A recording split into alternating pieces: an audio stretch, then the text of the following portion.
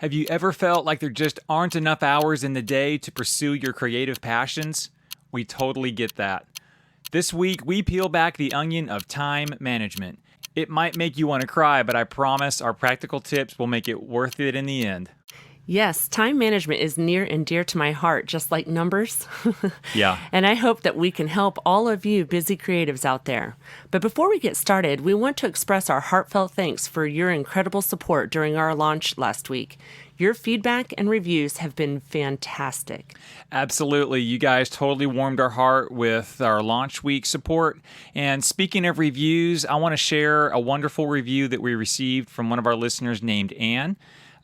What she said truly resonates with the heart of our podcast. She says, if you're the creative sort struggling to live the creative life you want, this one is for you. Thank you so much, Anne. Your words keep us inspired. So now let's jump into today's episode, where we're going to explore a powerful exercise that can help you regain control of your time. Are you creative, but feel stuck and tired of not having enough time and money to create? Do you dream of your content making a significant impact on those around you? At the end of the day, are you frustrated that you have no energy left to be creative? You are not alone. Welcome to the Beauty Hunters Podcast, where we explore life's beautiful moments to awaken your creative heart. We are your hosts, Jonathan and Michelle Rose, fellow creative souls who have broken out of the daily grind and are living full-time in our creative pursuits. We understand the struggle and are here to guide you with inspiring stories and strategies on the path to vibrant creativity.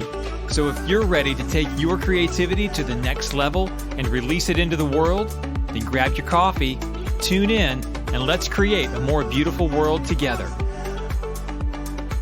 So we're coming to you today from, is it Biloxi or Biloxi? It's Biloxi. Unless there's a listener in Biloxi who wants to correct me, I'm open for that.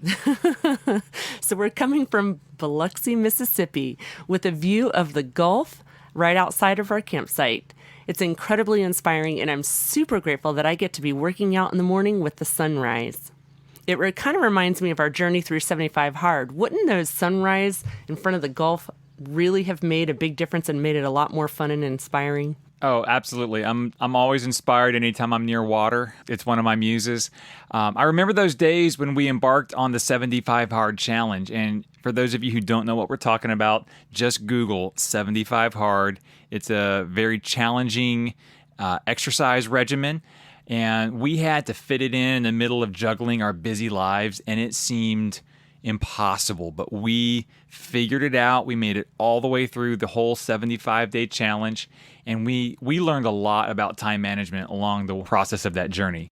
Yeah, that's right. And that's what we're here to share today, our insights into managing time effectively, especially for all of you who, like us, lead really busy lives. Have you ever heard that saying, if you want something done, ask a busy person? Yeah, it's crazy because we all have the same amount of time each day, and yet some people seem to accomplish so much more than others, but we all have the same number of hours in a day. Like, I just finished listening to the biography of Elon Musk, and it's just insane how much that guy gets done. But he's got the same 24 hours in a day that I do, but something's different there, you know?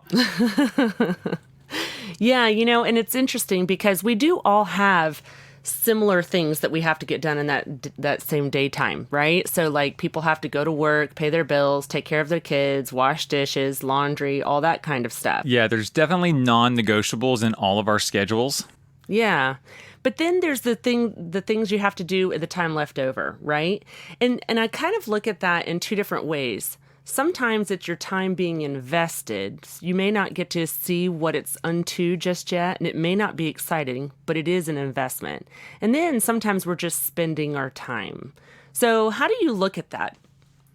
Yeah, so one of the time management philosophies that I learned a long time ago was just through Stephen Covey's classic self-help book, The 7 Habits of Highly Effective People. He talks about how we spend our time in 4 different quadrants.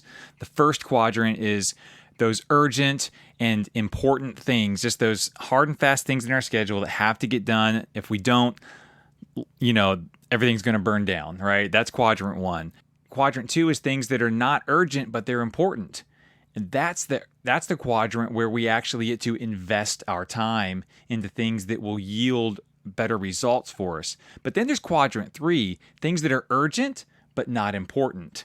And that's the text messages, that's the notifications on our phone, that's the things that just pop up in our lives. And honestly, nothing's going to happen if we don't answer the phone when somebody calls, but it feels urgent, and so we do it anyways, and we just waste a lot of time. Quadrant 3 is where most of our time wasters happen. And then there's just quadrant 4, not urgent, not important. And that's not a bad quadrant, because sometimes we just need that brain dump, that time just to relax, unwind. That's where the creativity sometimes can be birthed. A lot of creativity happens in quadrant 4. Yeah, we'll be going and doing quadrant 4 activities when we go walk out on the golf tonight. But if you don't manage quadrant 2 very well, we don't often get to quadrant 4. That's right. Yeah, so we're here to help with that with some tips on today's episode. Yeah, so speaking of that, let's just go ahead and dive in. Recently I had an experience where a mentor of mine challenged me to do something that she called the 48-hour time challenge. I'm sure there's a more creative way that we can title that later. Well, we'll just call it 48 hard. We did 75 hard. So anyway, what it basically was, and you need paper for this, because if you try to do this with a digital device, you might get stuck in those rabbit holes and distractions of quadrant 3. Was it 3? Yes. Okay, so you want pen and paper. And what you're going to do is you're going to write down every 15 minutes, and I did say 15 minutes, what you did during that 15 minutes. And what's important here is to do it on a normal operation day. So you don't want to do it on a holiday or vacation or a weekend, because that may skew your results. But you're just tracking what you did throughout the day. And then I want to make sure that you know when you're done writing this all down, you're just analyzing the results. You're not beating yourself up. It's just analyzing the results. Yeah, this is just data. That's right. Okay. And so we'll talk about self-talk and all those things that you did with your time Right. in a future episode. But you're just auditing what your results are telling you. Yeah, and obviously be practical about it. Like if you've got a 1-hour commute, don't stop your commute every 15 minutes and write something down. But you can actually go back over that hour commute and write down, yeah, I spent 15 minutes on a podcast, or maybe I just listened to music, or maybe I listened to this audiobook or took a phone call.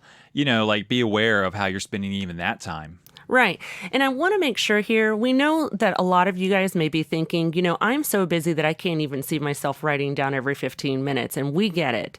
I really do hear you, and I promise that the results will be worth it, and it's only 2 days, and it doesn't have to be consecutive days. It's just 2 days of your time. And you may also be thinking that when you've done exercises like these before, and they didn't really pan out for you. However, I have too. And in this season, I was in a different place. I had different support. I had different motives and reasons for why I was doing it, and so therefore it actually stuck this time. Yeah, and I also want to just encourage our listeners to pause just for a second. Check in with yourself. You might be listening to this idea of a 48-hour challenge and going, that's insane. There's no way I could do that. Pay attention to what you just said about yourself, because you're actually going into critic mode and telling stories about yourself. And those actually tell you a lot about your own time management and the stories you're telling yourself about what you can and can't accomplish. It's important to actually pause and take note of your reaction to the idea of doing something like this. Right. You don't want to self-sabotage yourself out of truly maybe finding fulfillment in this one exercise, right? So don't worry if every minute is truly filled with important things like those quadrant 1 activities. That may truly be the season that you're in. But we will go over all of that data and give you the next steps in future episodes where we talk about time. We just want you to be able to first know where you're spending it. Yeah, it's super important just to realize how much time I actually give away on things that don't feed my creativity and don't make a huge impact on the quality of my life. And that self-awareness actually allowed me to make important choices on setting better boundaries and guidelines for how I'm spending my time, which we will unpack more in future episodes. But just wanted to just kind of sprinkle that in as some of the value that doing hard things like a 48-hour challenge can offer you on your creative journey. Once you've done this exercise, go on over to Facebook and leave comments about your results, because honestly, what each other has to say about their insights and their results may be truly insightful to what you've experienced as well. We hope you guys have been encouraged by this episode as we peeled back that onion. I promised you it might make you want to cry, but if you embark on something that's difficult but valuable, I promise you will be so glad about the dividends it pays you towards your creativity. Thank you for joining us on the Beauty Hunters podcast. We hope this episode has inspired you. Before you go, please hit that subscribe button and share us with your friends. If you want to support the show, the best way is to leave us a review on iTunes. You can connect with us on socials at the Beauty Hunters podcast. Until our next encounter, always remember that your creativity will make the world a more beautiful place.